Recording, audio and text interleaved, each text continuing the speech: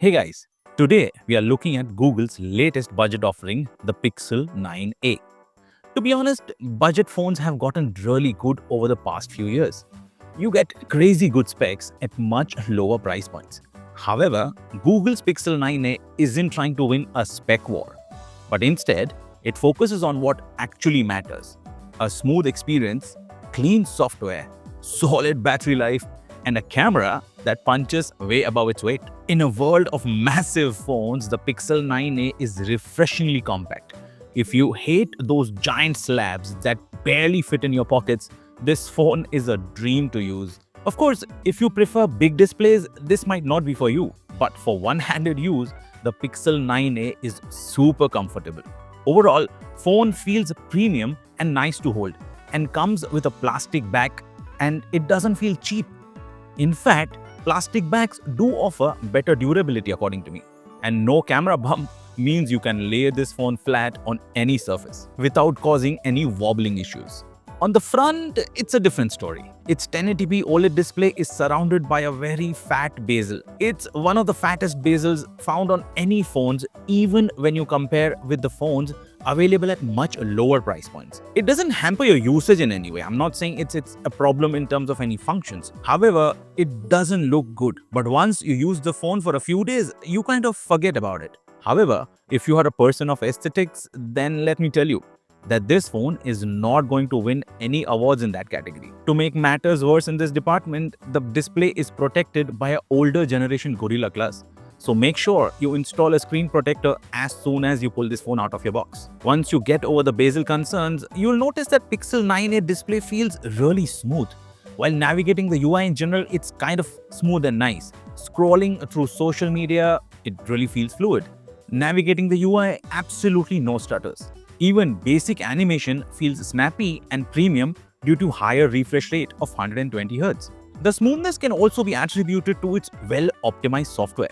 There is absolutely no bloatware, no weird skins, just pure, clean Android the way Google always intended. And here's what makes Pixel 9a stand out: the 7 years of software updates. That's insane for a budget phone. Most phones in this price range barely get 3 years, let alone 7. If you are someone who likes to hold onto a phone for a long time, this is a big plus. Now, you cannot talk about a Pixel phone without talking about its camera magic.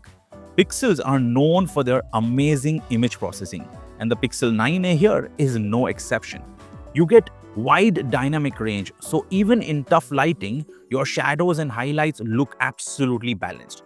Perfect skin tones. Seriously, Google does some of the best skin tone processing in the industry. Natural colors, meaning photos look real, not overly saturated or artificial. Excellent detail retention, even in low light conditions. Even though zoom capabilities are a bit hampered and it lacks a periscope zoom lens like nothing offers on their phone 3a Pro, Google's Super Res Zoom does a decent job of keeping details sharp when you zoom in digitally. It's not as good as a true periscope lens, but for a budget phone, it holds up.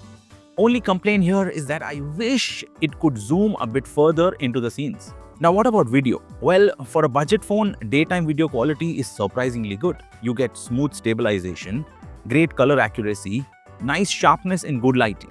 But at night, that's where the Pixel 9a shows its budget roots. In most of the scenes while recording video, you see a lot of noise. Details start to fade, and it's just not as clean as some of its competitors.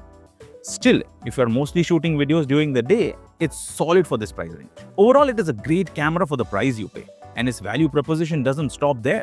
You get stereo speaker setup. The stereo setup delivers clear audio. It's not going to offer a flagship experience here, but for casual listening, it gets the job done. However, where it kills a lot of flagships is the humongous battery life. Man, Google has nailed a 5100 mAh cell. That's more than enough for a full day of use, even if you are a heavy user. However, if you're a power user, you need to keep in mind that this phone comes with a Tensor chipset. And if you love gaming on your phone, this might not be the phone for you.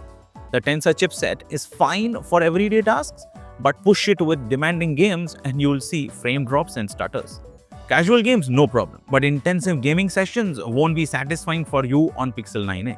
Overall experience is optimized really well though, but Tensor is still not as smooth as offerings from Snapdragon. Overall, Google makes great flagship camera phones, and no one can dispute that. But their A series tries to compete in the most competitive budget segment.